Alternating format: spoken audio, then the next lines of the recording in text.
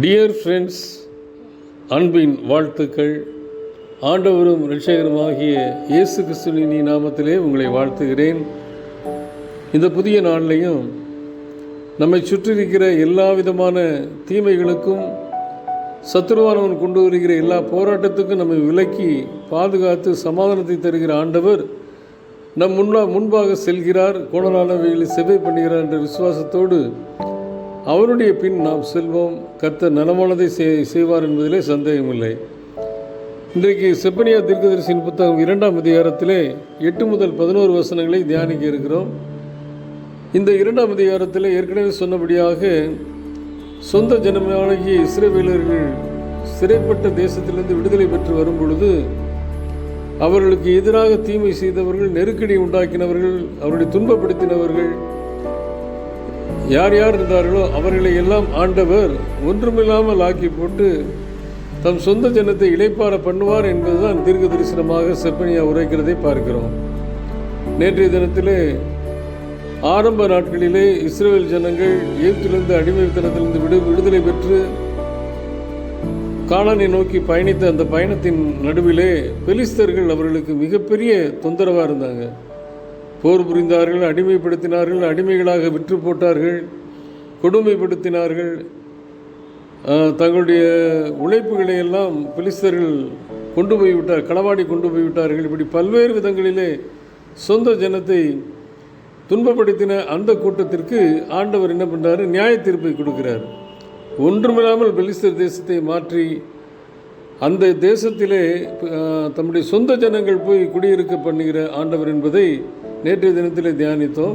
இன்றைக்கு மற்றும் 2 group of people எப்படி தம்முடைய சொந்த ஜனங்களை அடிமைப்படுத்தினார்கள், அவர்களுடைய அழிவு எப்படி இருக்கும் என்பதை தீர்க்க தரிசனமாக செப்பனியா சொல்கிறதைத்தான் செப்பனியா 2ஆம் அதிகாரம் 8 முதல் 11 வசனங்களிலே தியானிக்கிறோம். அந்த 2 குரூப் ஆஃப் பீப்புள் யார் அப்படின்னு பார்த்தா, தவறான வழியிலே உருவாகின 2 குரூப்பு. அது லோத்தினுடைய 2 மகள்கள் மூலமாக உருவாக்கப்பட்ட ஒரு சந்ததியினர். லோத்துடைய மகள்கள் தன்னுடைய சொந்த தகப்பனிடத்திலே தவறான விதத்திலே உறவு கொண்டதினால் பிறந்த குரூப் ஆஃப் பீப்புள். அவங்க யாருன்னா மோவாபியர், அம்மோனியர் என்பது நமக்கு தெரியும். அவர்கள் இஸ்ரவேல் ஜனங்களை பொறுத்தவரையில் சபிக்கப்பட்டவர்கள், ஆலயத்திற்கு உட்புக முடியாதபடி சாபத்தை பெற்றவர்கள். இவர்கள் என்ன பண்ணாங்கன்னா சொந்த ஜனத்தை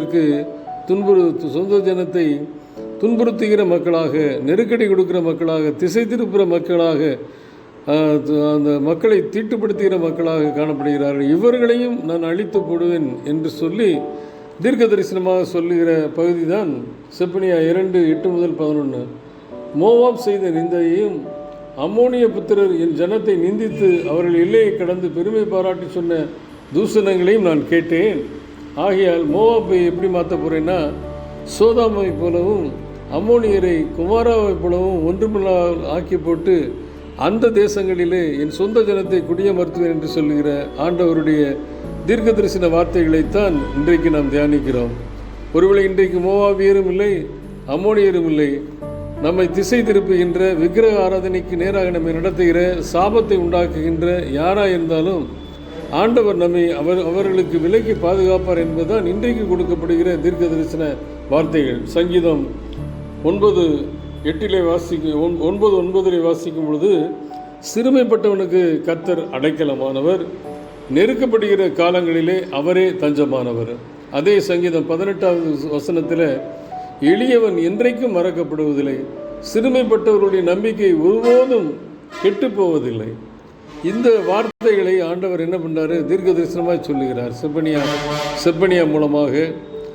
இதுவரை நீங்கள் கொடுமைப்படுத்தப்பட்டீர்கள், இதுவரை துன்பப்படுத்தப்பட்டீர்கள், அலக்களிக்கப்பட்டீர்கள், அடிமைப்படுத்தப்பட்டீர்கள், சிறையிருப்பில் உட்படுத்தப்பட்டீர்கள். ஆனால் இனி உங்களுடைய வாழ்க்கை இளைப்பாறுதலுக்கு நேராக நடத்துவேன், எதிரிகள் மத்தியிலே உங்களுக்கு ஒரு பந்தியை ஆயத்தப்படுத்துவேன் என்று சொன்ன ஆண்டவர் இந்த செப்பனியா மூலமாக தீர்க்க தரிசனமாக சொல்லுகிறார்.